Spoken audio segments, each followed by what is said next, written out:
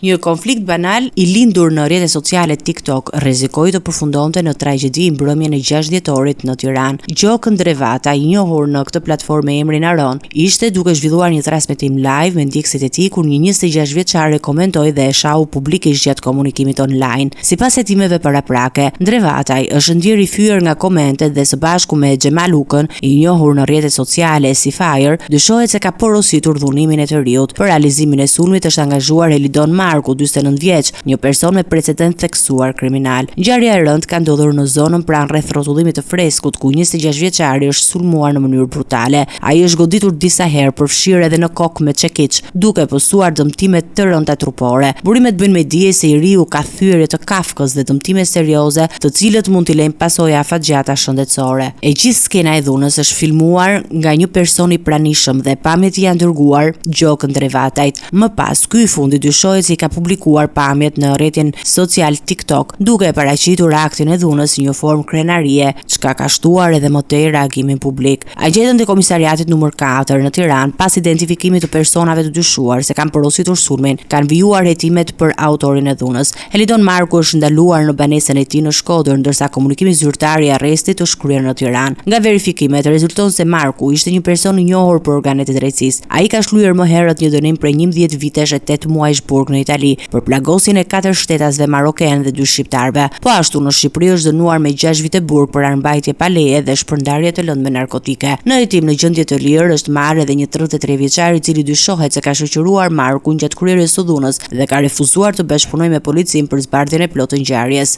Burimet nga hetimi bëjnë me dije se nuk është hera e parë që Gjokën Drevata, i njohur si Aron në TikTok, përfshihet në episode të tilla. Ai dyshohet se edhe më parë ka porositur rrajën e personave të tjerë që e kanë fyer apo sharë gjatë transmetimit live, përfshirë shtetas shqiptar në Gjermani dhe Itali. Hetimet po vijojnë për dokumentuar të gjithë zinxhirin e përfshirjes në këtë ngjarje të rëndë, ndërsa autoritetet po shqyrtojnë edhe përgjegjësitë penale të porositësve të dyshuar të dhunës.